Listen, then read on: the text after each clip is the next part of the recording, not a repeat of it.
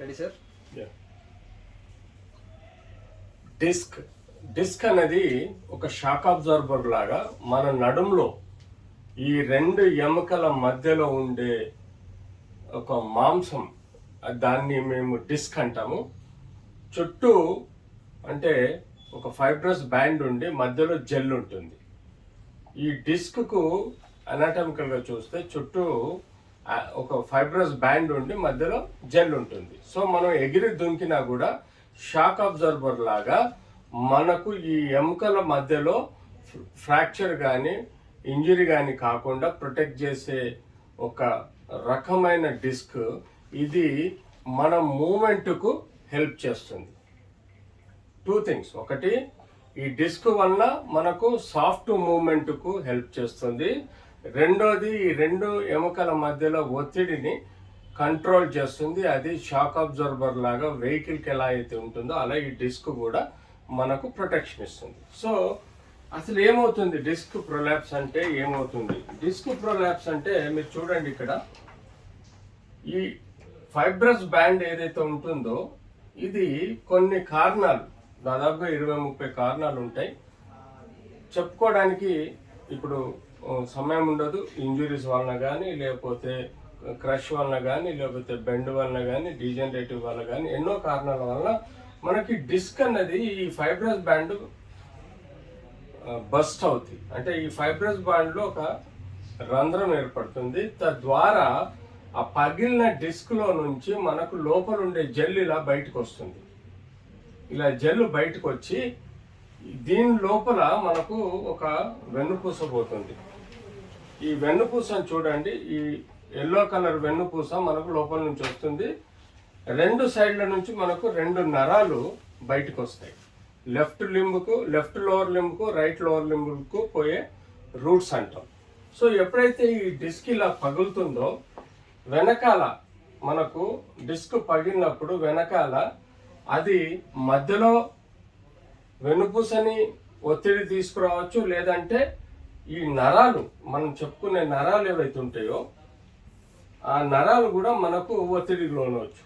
మెయిన్గా ఈ యొక్క డిస్క్ బయటకు వచ్చినప్పుడు దాని పక్కనే ఉండే నరాలు ఉంటాయి, ఆ నరాల వలన కూడా మనకు ఒత్తిడి లోనవచ్చు. సో అబ్సల్యూట్లీ ఎప్పుడైతే ఈ నరం బయటకు వచ్చే నరం ఒత్తిడి లోన్ అవుతుందో అటు సైడు లెఫ్ట్ నరం నొక్కపోతే లెఫ్ట్ సైడ్ షియాటికా పెయిన్ లాంటి నరం లాగుడు వెనకాల నుంచి మన నడుము నుంచి వెనకాల షియాటికా లాగా నరం లాగడం, అంతేకాకుండా లెఫ్ట్ సైడ్ గుంజితే left side sciatica nerve pain రావడం, అదే వెన్ను పూస ఏదైతే స్పైనల్ కార్డ్ అంటామో దాన్ని ప్రెషర్ పెడితే నడుములో సివియర్ పెయిన్ వచ్చి బైలాటరల్ నొప్పులు వచ్చేసి మనకు కదలలేని, అంటే అది సెంట్రల్ కార్డ్ డిస్క్ ప్రొలాప్స్ అంటామండి. అలాంటి సమస్య వచ్చినప్పుడు నడుములో సివియర్ పెయిన్ వచ్చి బైలాటరల్గా పెయిన్ రావడము, అంతేకాకుండా మనకు కొన్ని యూరిన్, అలాగే మన టాయిలెట్, ఇవన్నీ కొంత ఇన్వాలంటరీ, అంటే అవి వాటి యొక్క వాలంటరీ కంట్రోల్ అన్నది ఉండకుండా కొన్ని సమస్యలు రావచ్చు. సో ఇలాంటి డిస్క్ ప్రొలాప్స్ని మనం ఎలా హ్యాండిల్ చేయాలి, ఈ డిస్క్ అన్నది ఎలా హ్యాండిల్ చేయాలి? ఫస్ట్ ఆఫ్ ఆల్ దీనికి కూడా మనకు స్టేజ్ 1, 2, 3, 4 అనుకోవాలండి. స్టేజ్ 1లో 25% ప్రెషర్ ఉంటుంది, స్టేజ్ 2లో 50% ప్రెషరు, స్టేజ్ 3లో 75%, స్టేజ్ 4లో 100% ప్రెషర్ ఉంటుంది. సో స్టేజ్ 1లో ఎప్పుడైతే ప్రెషర్ ఉంటుందో ఆ స్టేజ్ 1 అంటే minimal pressure on the card. అది మనకి ఇనిషియల్గా నడుము నొప్పిగా స్టార్ట్ అయిపోయి ఎక్కడైతే ప్రెషర్ ఉందో అటు సైడ్ నరం లాగడం మొదలవుతుంది. అలాగే మనకు కాళ్ళల్లో కొంత తిమ్మిరి, కొంత బలం తక్కువ అనిపించడం అనేది ఇనిషియల్గా స్టార్ట్ అవుతుంది. మేజర్గా మనకు pain is the most important symptom. So when we see this, దాన్ని మనం టెస్ట్ చేసినప్పుడు వెన్నుపూసలో ఈ యొక్క వెన్నుపూస ఒత్తినప్పుడు అక్కడ ప్రెషర్ తోటి నొప్పి వచ్చే ఆస్కారం ఉంటుంది.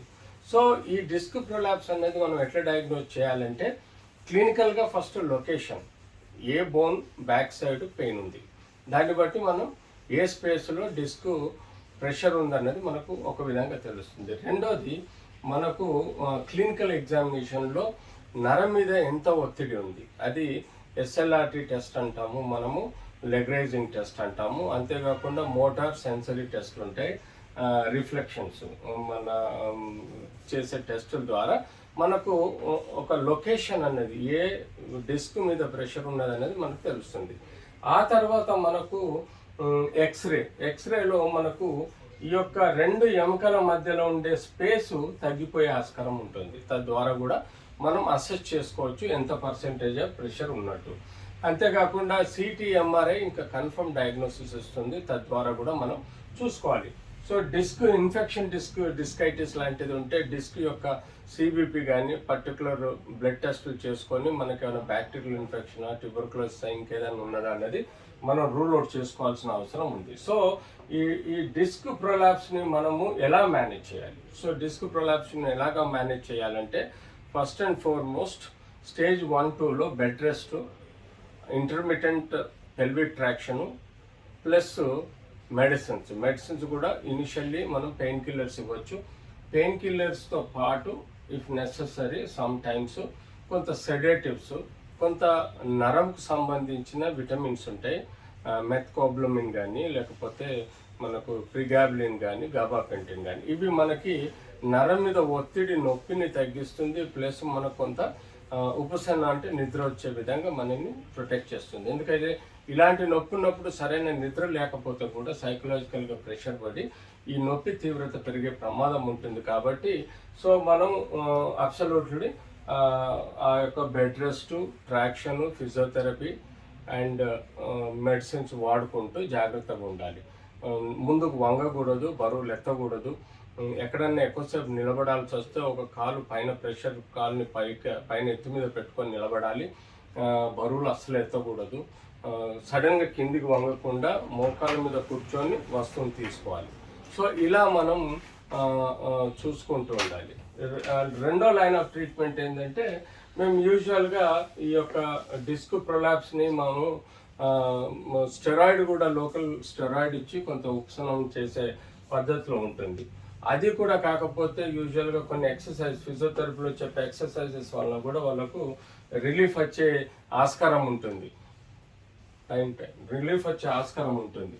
సో ఏంటి 7 minutes చెప్పు, అది అర్థం కావట్లేదు. సో రిలీఫ్ వచ్చే ఆస్కారం బంద్ చేసింది, ఇంకా ఫినిష్. మీరు టైం చెప్పాలా? 4, 6, 8, 4, 6 నాకు 6 లేదు. సో అబ్సల్యూట్లీ డిస్క్ ప్రొలాప్స్ని మనం ఎలా మేనేజ్ చేయాలంటే లేజర్ డిస్కెక్టమీ అనే ఒక టెక్నిక్ ద్వారా పైనుంచి లేజర్ తోటి మనం డిస్క్ ప్రొలాప్స్ని తీసేయచ్చు. లేదంటే micro discectomy or endoscopic discectomy, ఇవి లేటెస్ట్ ట్రీట్మెంట్లో మనం సక్రమంగా మేనేజ్ చేయొచ్చు.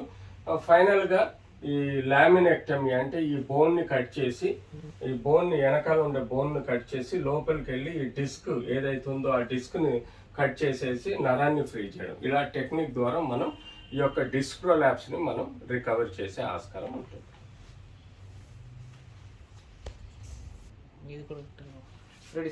వెన్నుముక ప్రాబ్లం. వెన్నుముక అన్నది మనకు మెడ నుంచి నడుం వరకు వచ్చే స్పైనల్ కాలం అండి. మెడలో 7 ఎముకలు ఉంటాయి, నడుములో వీపులో 12 ఎముకలు ఉంటాయి, నడుములో 5 ఎముకలు ఉంటాయి.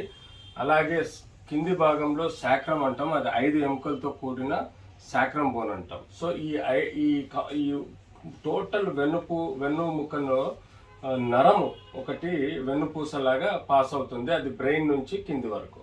సో మనము ఇందులో ముఖ్యంగా తెలుసుకోవాల్సింది ఏంటంటే ఏ రకాల సమస్యలు మనకు వెన్నుముకలో ఇన్ఫెక్షన్స్ అంటే బ్యాక్టీరియల్ ఇన్ఫెక్షన్ కావచ్చు, ట్యూబర్కులోసిస్ ఇన్ఫెక్షన్ కావచ్చు, పోస్ట్ కోవిడ్ ఆర్థరైటిస్ ఇన్ఫెక్షన్స్ వలన కానీ, లేకపోతే కొన్ని వెరీ రేర్ ఇన్ఫెక్షన్స్ వలన మనకు వెన్నుముక ప్రాబ్లమ్స్ రావచ్చు. రెండోది బోన్ ట్యూమర్స్ కానీ, స్పైనల్ కార్డ్ ట్యూమర్స్ కానీ, ఈ వెన్నుపూసలో కానీ వెన్నుముకలో కానీ మనకు ట్యూమర్స్ గడ్డలు రావచ్చు. అంతేకాకుండా డీజనరేటివ్ చేంజెస్ అంటే వెన్నుముకలో ఫేసెట్ జాయింట్స్ అని ఉంటాయి, వారి అరిగిపోవడము, ఎముక అరిగిపోవడం బికాజ్ ఆఫ్ ఆస్టోపోరోసిస్ అనుకోండి, విటమిన్ డి, కాల్షియం తక్కువ ఉండటం వల్ల కూడా మనకు వెన్నుముకలో కొన్ని ప్రాబ్లమ్స్ రావచ్చు. అంతేకాకుండా మనకు ఫ్రాక్చర్స్ వెన్నుముకలో చాలా డేంజర్ అండి. వెన్నుముకలో ఒకసారి నడుములో పెద్దవాళ్ళల్లో బోన్ ఆస్టోపోరోసిస్ వలన బోన్ క్వాలిటీ పూర్ ఉండటం వలన వెజ్ కంప్రెషన్ ఫ్రాక్చర్స్ వస్తాయి. వాటి వల్ల పెద్దగా ప్రమాదం ఉండదు, కానీ రోడ్ ట్రాఫిక్ యాక్సిడెంట్లో కానీ లేకపోతే ఇంజురీస్ వలన కానీ మనకు ఎప్పుడైతే వెన్నుముకలో మేజర్ ఫ్రాక్చర్స్ అవుతాయో తద్వారా మనకు ఒక ఎముక ఇంకో ఎముక నుంచి డిస్లొకేషన్ కానీ సబ్లక్సేషన్ అవ్వడము, ఆ వెన్నుపూసలో ఉండే నరం కట్ అవ్వడం, తద్వారా మెడలో వెన్నుపూసకు నరం కట్ అయితే కాళ్ళు చేతులు పడిపోయి రెస్పిరేటరీ డిఫికల్టీ వస్తుంది. అదే నడుములో వెన్నుపూసలో బోన్ ఫ్రాక్చర్ అయినా అది నరం కట్ అయినా కూడా మనకు కాళ్ళు 2 పెరాలసిస్ వస్తాయి. సో మెడలో 4 అప్పర్ లోవర్ లిమ్స్లలో పెరాలసిస్ వస్తే, నడుములో ఫ్రాక్చర్ అయితే కింది భాగంలో ఉండే పెరాలసిస్ వచ్చే ప్రమాదం ఉంటుంది. సో ఇలా ఫ్రాక్చర్స్ ఎన్నో రకాల పెథలాజికల్ ఫ్రాక్చర్స్ కూడా ఉంటాయి. ఇన్ఫెక్షన్ వచ్చిన బోను సింపుల్గా ఫ్రాక్చర్ అయ్యే ప్రమాదం కూడా ఉంటుంది.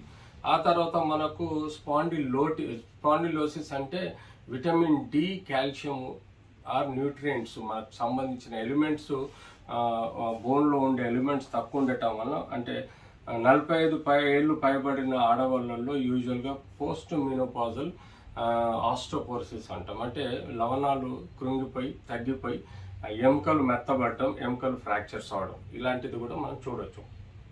అలాగే దాన్ని స్పాండిలోసిస్ అంటాం. స్పాండిలైటిస్ అంటే మనకు ఎముకలలో ఒక ఎముకకు ఇంకో ఎముకకు కనెక్ట్ అయ్యే 2 జాయింట్ల మధ్యలో అరిగిపోయి కూడా మనకు ఇన్ఫెక్షన్ వల్ల కానీ, అరిగిపోవడం వల్ల కానీ, లేకపోతే ఆర్థరైటిస్ ప్రాబ్లం ఉండటం వల్ల బాడీలో స్పాండిలైటిస్ ప్రాబ్లం కూడా వస్తుంది. స్పాండిలిసిస్ అంటే ఒక ఎముక ఇంకొక ఎముకకి సరైన అలైన్మెంట్ లేకుండా ఇది ముందుకు రావడం, అంటే సంథింగ్ లైక్ సబ్లక్సేషన్ ప్రొసీజర్ అంటాం. జాయింట్ సబ్లక్సేషన్ అంటే ఈ ఎముక ఒక ఎముక మీద ఒక ఎముక ముందుకు జారడం, దాన్ని స్పాండిలోలిసిస్ అని మేము అంటాం. సో ఇలా మనం ఎన్నో రకాలుగా మనం ఈ వెన్నుపూసల సమస్యలు మనం చూస్తూ ఉంటాం. అందులో ముఖ్యంగా మనం తెలుసుకోవాల్సిన విషయం ఏంటంటే,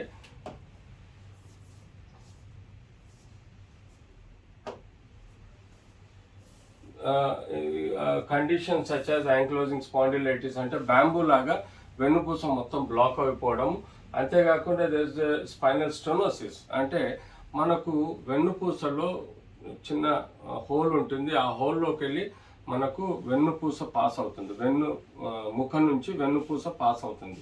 అయితే స్పైనల్ కెనాల్ స్టెనోసిస్ అంటే ఎప్పుడైతే ఆ వెన్నుపూస పోయే రంధ్రం స్పేస్ తగ్గిపోయి వెన్నుపూసను నొక్కుకుపోయినప్పుడు దాన్ని స్పైనల్ కెనాల్ స్టెనోసిస్ అంటాం.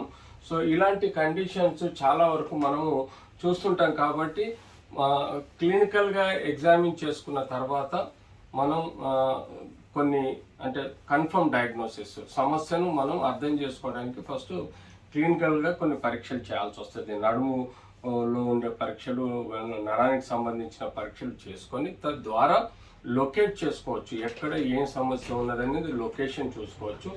ఆ తర్వాత మనము ఆ లొకేషన్ను బట్టి మళ్ళీ ఇన్వెస్టిగేషన్స్. సో జనరల్గా మనం రక్త పరీక్షలు చేయడం దేనికంటే ఇన్ఫెక్షన్స్ ఉన్నాయా, లేకపోతే ఆర్థరైటిస్ కీలవాతం ఉందా, లేకపోతే ఇతరత్ర విటమిన్ డి, కాల్షియం ఇవన్నీ ఎలా ఉన్నాయి, స్ట్రాంగ్ ఉన్నాయా లేవా, బోన్ మ్యారో డెన్సిటీ కూడా చేసుకుంటాం. బేసిక్గా నొప్పున్న చోట మనం ఒక ఎక్స్రే తీస్తాం. ఎక్స్రే తీయటం వల్ల మనకు బోనీ స్ట్రక్చర్స్, వాటి యొక్క రిలేషను, వాటిలో ఉండే ఏమైనా చేంజెస్ ఉంటే వాటిని తెలుసుకోగలుగుతాం. నెక్స్ట్ వచ్చేసి మనం చేసుకోవాల్సిందంటే సిటీ కానీ MRI to confirm the issues.